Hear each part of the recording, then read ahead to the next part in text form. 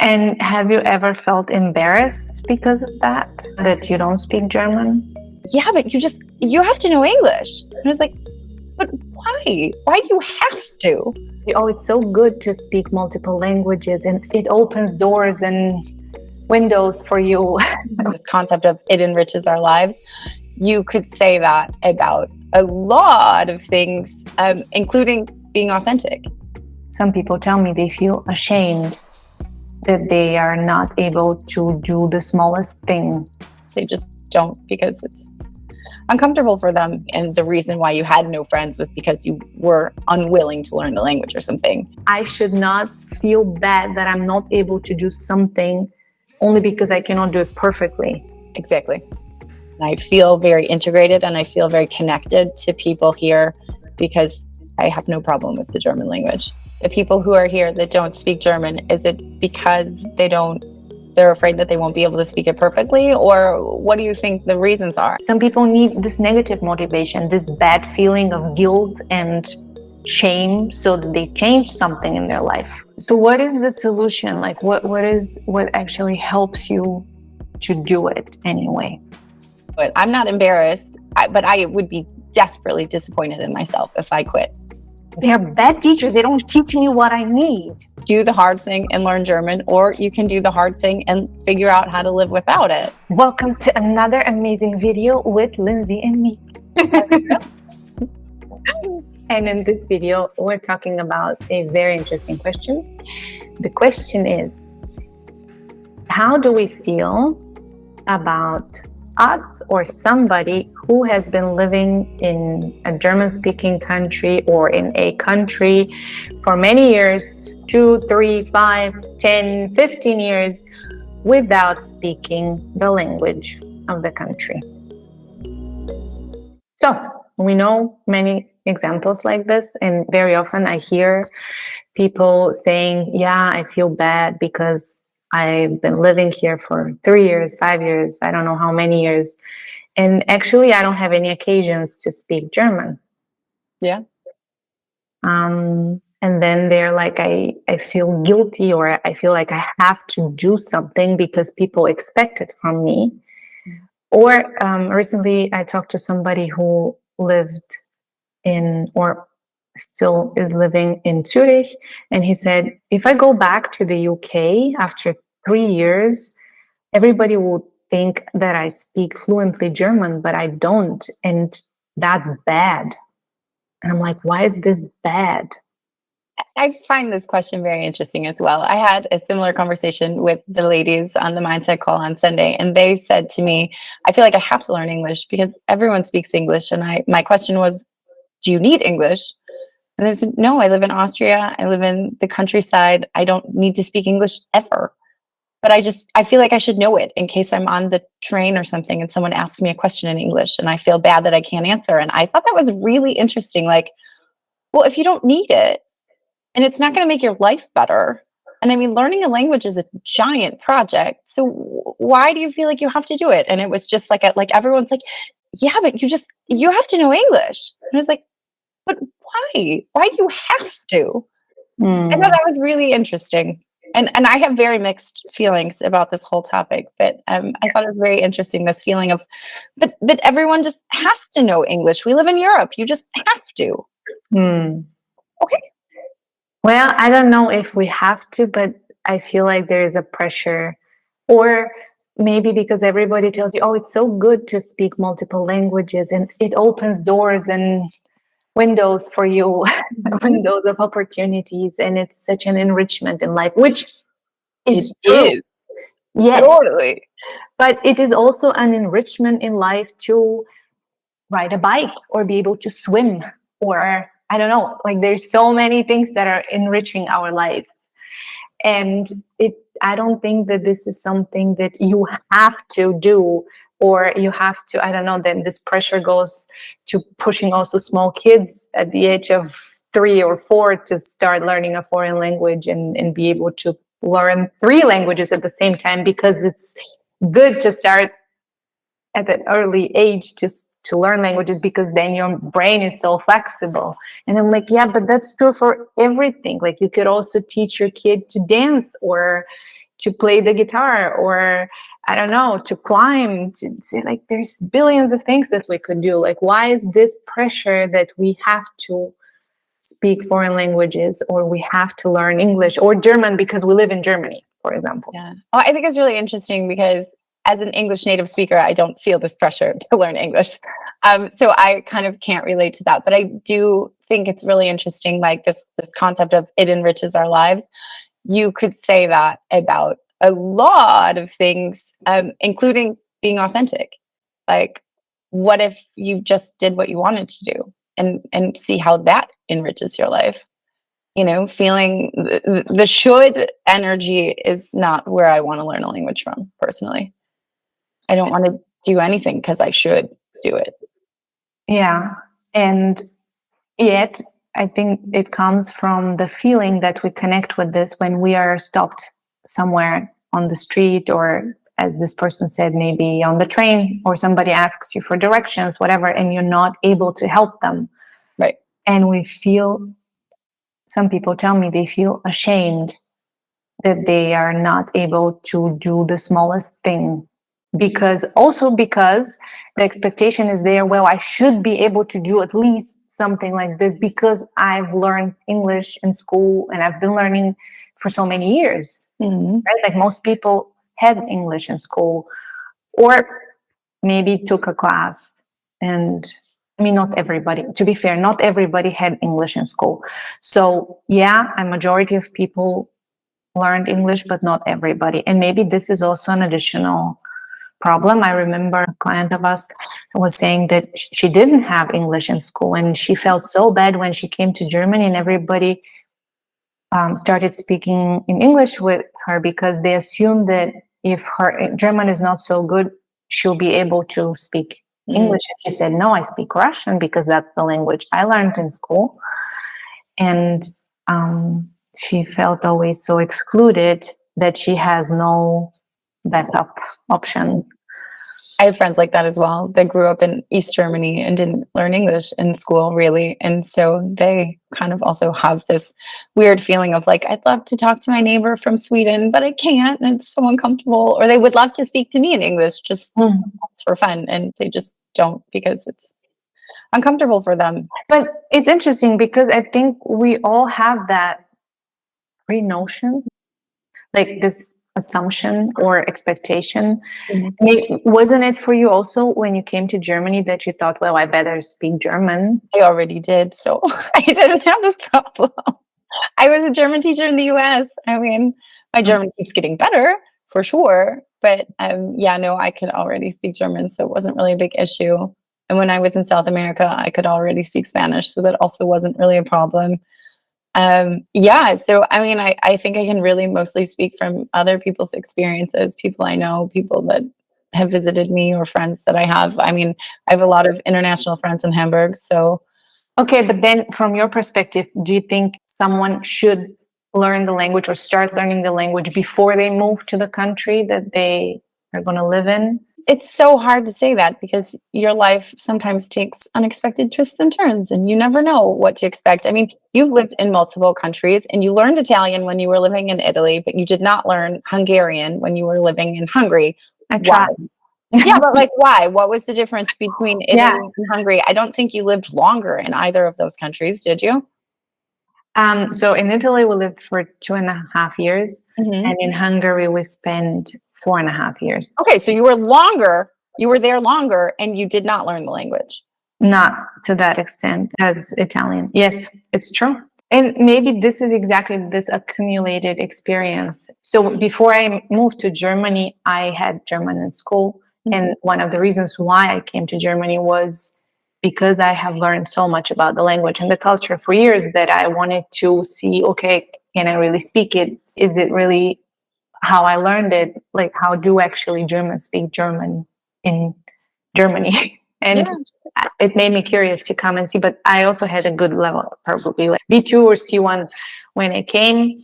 And I assumed that that's how everybody should be, because otherwise, how do you communicate with people? Right. But then when we moved to Italy, I had started to learn Italian by myself. And at that point, I was already a language teacher. I have lived already also for a year in the States. So there was no fear of how do I learn the language or questions about it. And I worked at that point in the self-learning center at the university, where we had all these programs and apps where you can learn on your own. And I remember I knew in 3 months we'll be moving to Italy. So I started to learn by myself with all these apps. And it took me like an hour to memorize the conjugation of the verb to be. Mhm. I was so frustrated because I was like, how is it possible? I have all the strategies. This is my fourth foreign language. Yeah. Why does it take me so long? How is this possible that I am not capable of learning 7 new words in less than an hour? So it was still hard. And then I thought, you know what? Maybe it's because I don't use it every day. Maybe I just need to be in the country in order to use the language all the time. And when we moved there, I took a class for a couple of weeks. And then I decided that I just need to speak it. So I spoke whatever, I learned whatever I needed to go to the restaurant, to go to the hospital, or to give birth in Italian, to get married in Italian. Yeah. All these organizational things we did in Italian by ourselves. But there was basically also no choice. Like I was forced to speak the language because with English, I wouldn't have gotten very far. And then I saw that it is still time consuming. It takes effort to sit there, to write down, to study, and also to use it with my neighbors. It was always embarrassing to me. But I told myself, I have to embarrass myself. I have to do it. Otherwise, it's not going to work. And then when we were in Hungary, I tried it. We had 3 different teachers that we changed. And for some reason, they always wanted to teach us the grammar. And I always told them, look, I don't want to understand this language linguistically. I don't care about the reason why is it like this. I just want to be able to talk to a small child on the playground and to be able to say, like, what's your name? That's all. I just want to memorize it. I don't want to understand which case this is and all of that. And they were, for some reason, not capable of teaching me those the most simple things. And then I decided, you know what? I'm just going to learn it from my babysitter and from the cleaning lady, from the people that are around me. And with Google Translator, I'll just learn some sentences, and that's enough. Because I realized I could put effort and time into learning a language that I don't use, or I can use that time to make other valuable experiences. Yeah, and you had some friends that spoke German and probably some friends that spoke English as well, right? Yeah. So I had a lot of international friends, and with all of them, we spoke English and German. Yeah. So that was how I survived, and I was very, very happy in Budapest. Now, of course, you could argue now maybe I never got to experience the real Hungarian culture, but having a small child and working and traveling was actually what was filling my life. Like I didn't even have the space for more, or the time, or the occasions. And yeah, maybe we could create more occasions when we stay longer at every place we live in. But I think for me, it was also knowing that I'm going to leave that country in 2 or 3 years. Showed me that this is not going to be enough to learn the language at the level that I will be comfortable at. And although in Italy, I learned it at the level that I was comfortable. So I would say my Italian is maybe around B1 or B2. I can understand a lot and I can engage in everyday conversations. So this was sufficient for me. Sometimes when you don't have the occasion to speak it, then you realize, okay, I don't want to put that effort into doing something that is not going to pay off. Yeah. I mean, you made a lot of interesting points here. Like you knew your time in Budapest was a certain amount of time. There was no staying there. Yeah, it was exactly. That was what I was looking for. Yeah, you had a limited time there and you had a ton of friends and you had a small child and you had other things going on and it just wasn't a priority. It wasn't going to bring you further along in your career. It maybe would have given you the opportunity to make different friends, but it's not that you were lonely and the reason why you had no friends was because you were unwilling to learn the language or something. And I think a lot of people have that experience. I mean, most of my expat friends here don't speak a lot of German and they work in English, so it's not an issue. And they, have other expat friends, so it's okay. I will say though, I feel like a lot of them struggle to integrate and they still have this very much like fighting against the culture, Germany's stupid attitude. And I think the more that you learn the language and the more you spend time with native speakers, the more you're able to let that go. And so that's a big thing I notice. The difference between me and them is like I'm very accepting of the way things are here. Not that I never get frustrated, but in general, like I'm pretty happy and I feel very integrated and I feel very connected to people here because I have no problem with the German language. You see, for example, everybody was telling me, "Oh, you don't need to learn Hungarian because it's so hard." Yep. And I never thought about this. This was never the reason why I would not try to learn Hungarian. I was like, I can memorize the sentences. I don't need to know linguistically everything about it. I don't need to get a degree in Hungarian and to become a Hungarian teacher. Right. So this never scared me because my argument was like, well, if Hungarians are able to learn German or English or other languages, it's not easier for them. So it should be the other way around, just as easy or as hard to learn their language. Like for me, this is no argument at all to say one language is hard. This is not true. It's not about how hard it is. I think that only matters if your goal is to speak the language perfectly. If you want to communicate, then you'll find a way to communicate. You'll learn enough words. And then the fact that it's hard just is a way of talking yourself out of trying. But I think if you're just trying to get to a point where you can talk to other people, it doesn't, like you said, it doesn't super matter if it's hard or not. Yeah, but back to the question, like, do you have to speak the language when you live in the country? It depends on your life, right? Totally. It depends on your life situation. It depends on what you want to do or want to be able to do in that language. And do you feel ashamed or bad about it? I mean, it's also an individual question. Like everybody can answer it for themselves. I know that I felt bad when people were asking me for the way, like how to go somewhere. And I was basically local. I knew where the streets are, and we had a lot of tourists where we lived. So everybody was asking me, how do I get there? What bus should I take or what tram? And I, at the beginning, I felt bad because I was like, oh, I could explain this in English or in German. I don't speak Hungarian, so I felt bad. And then I learned the directions just for the purpose to help people go somewhere. And did that feel better? Yeah. So you were able to do what you wanted to do. If I was not always perfectly able, like sometimes I would just pull up my Google Maps and I would show them, we're here and you need to go there or there, to the left, to the right, with simple words. Like the sentences were not perfect, but I told myself I should not feel bad that I'm not able to do something only because I cannot do it perfectly. Exactly. So if I want to help people, I help people. This was my mindset. I was like, okay, there's nobody here on the street that could help them. I am their only option. So they could just go and struggle and search on their own for hours, or they can get quicker there with my help. Yeah. And that's an interesting question too, is like the people who are here that don't speak German, is it because they're afraid that they won't be able to speak it perfectly? Or what do you think the reasons are? I mean, I think there's probably a lot of things to consider in that question,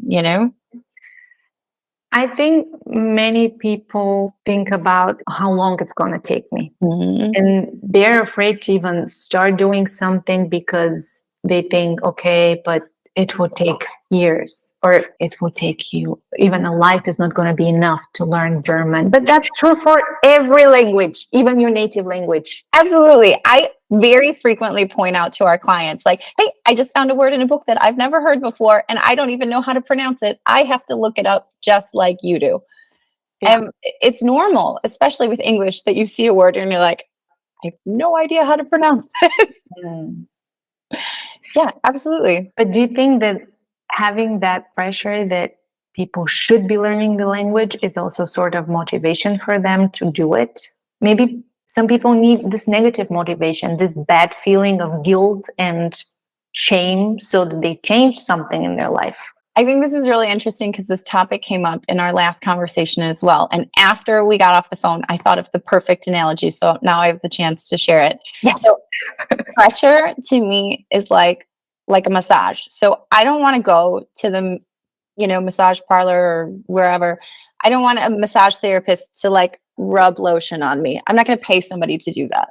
That's terrible. So this is like no pressure. This is a joke. I'm not paying for this. This is a bad massage, right? So zero pressure is bad in my opinion.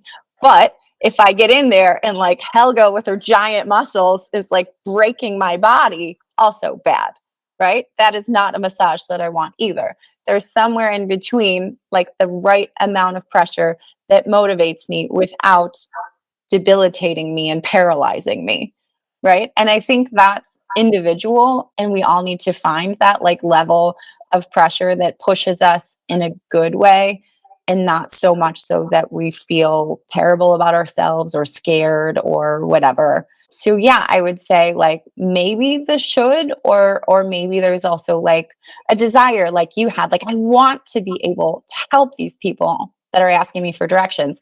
Like that probably wasn't a should for you. It's like, oh, I really wish I could, so I'm going to figure it out. Yeah, and it started with the frustration that I'm not able to do it, and it started with the frustration and the fault that I was giving to the teachers that I had. I was like, they're bad teachers. They don't teach me what I need. I mean, as language teachers, it's very hard for us to find the right language teachers, right? Yeah, but then, okay, you can live in this realm of there is not the perfect course for me and not the perfect teacher. So I'm on my own and I have to figure it out. Mm-hmm. Or you can give it up, right? Yeah. And many people really try to figure it out on their own, and some succeed and some fail and eventually give up. Yeah, but I mean, as a beginner, you can do a bit on your own for sure. Yeah, I think a lot of people have very, very different motivations. So, I mean, when I had small kids, I also didn't speak German. It was just like I had twins. I never slept. And there was like 3 or 4 years where I was like, I'm done. Maybe I'll talk to the person at the grocery store or at the market. But like my friends would come over and we're speaking English today, darling. No chance we're speaking German today. So I think that is a huge one. If you've got small babies at home and you're really kind of in that bubble of, first of all, you have small kids, so you're not maybe interacting with so many people anyway. That being said, at some point you probably want to talk to the people at the kita or, their babysitters or the other moms. And those moments can get really lonely if you don't speak German, because not especially a lot of the people that work at daycare centers and stuff like that don't speak a ton of English, in my experience at least. And have you ever felt embarrassed because of that? For me, it's interesting that I very often don't feel comfortable speaking with native speakers, especially when they don't know me. Okay. When they know me and when they know that this is one of my 6 languages, then it's kind of okay. We understand that maybe not all languages are perfect. Mm-hmm. But when people don't know me, when they just meet me and they hear me speaking, let's say Italian or Hungarian, like broken. But even when I speak with the family of my husband and I speak English, I feel like I'm not exactly at the same level as they are. Mm-hmm. And I always have this feeling like I wish they knew what it actually means to learn that language. I wish they knew how much effort I put into this. I wish I would not have to struggle so much to find the right word right now, or to have to think about what I want to say. I can definitely relate to those feelings. I don't think that embarrassment is one that I would put on my list, but I wish I could say exactly what I'm thinking right now, or I wish I could think of the verb that I'm looking for right now, or I wish I could speak as well as I can write. But to be fair, when I write, I typically use the thesaurus. So then I can quick look up a word and it's like, oh yeah, that's exactly the word I was looking for. Why couldn't I think of that? It's just, it's for me, it's a lot of passive vocab, and I just really wish I could make it more active. Then does it make you feel like you're not equal with those people? I don't know if not equal would be the way I would describe it. I think it's more like frustrating. Like I want to be able to do this thing, and I've been working at it for a really long time. And why is it taking so long? And where are the blocks here? And it's more impatience, I would say. That is probably the number one feeling I would connect to, that is impatience. And when I can let go of the impatience and enjoy the process, I'm very happy, because I really do learn new things all the time. People say things to me and I am able to remember them a lot of the time, not always, but sometimes.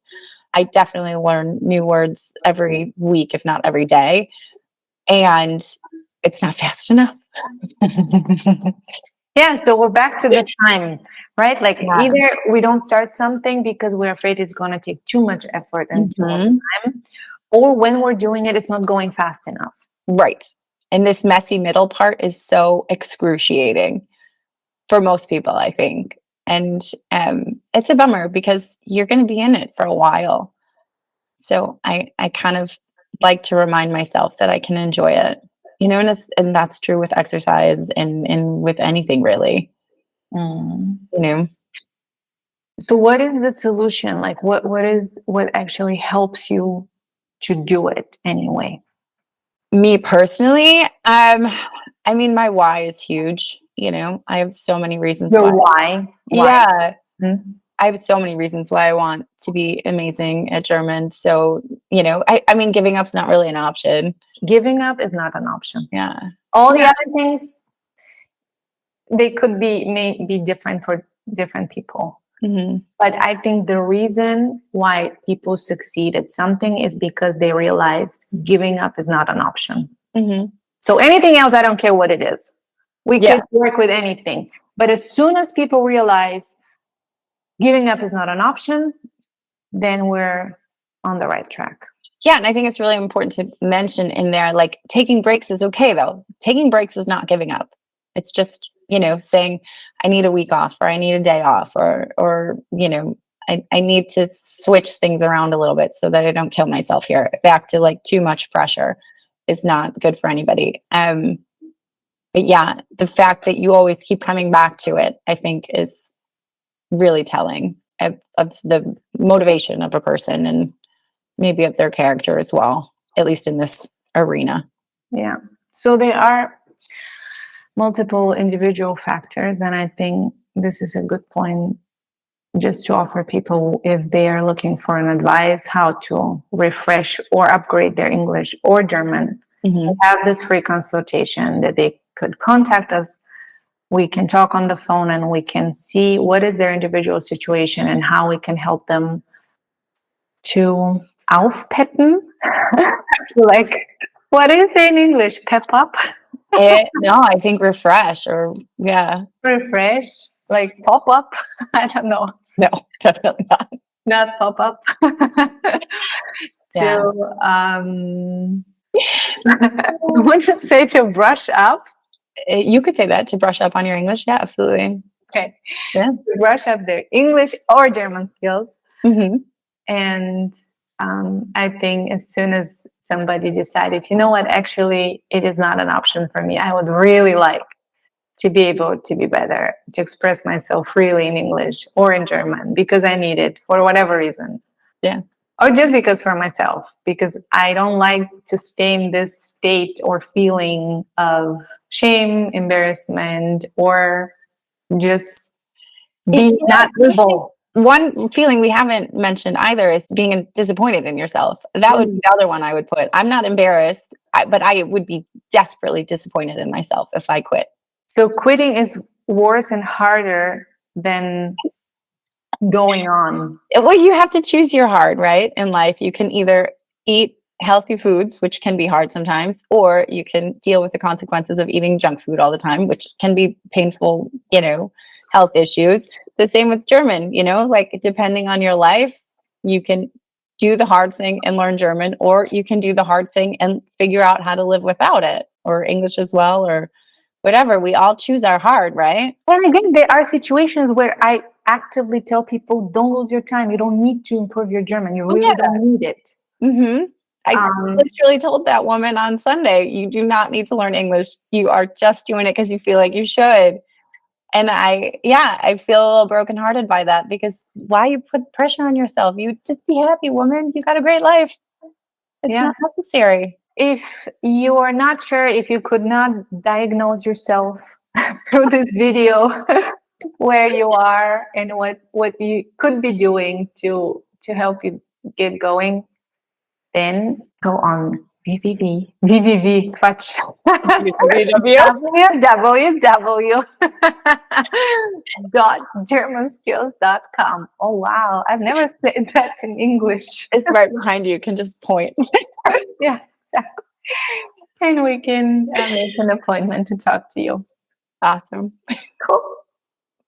And write in the comments below, how do you feel about not being able to express yourself the way you want?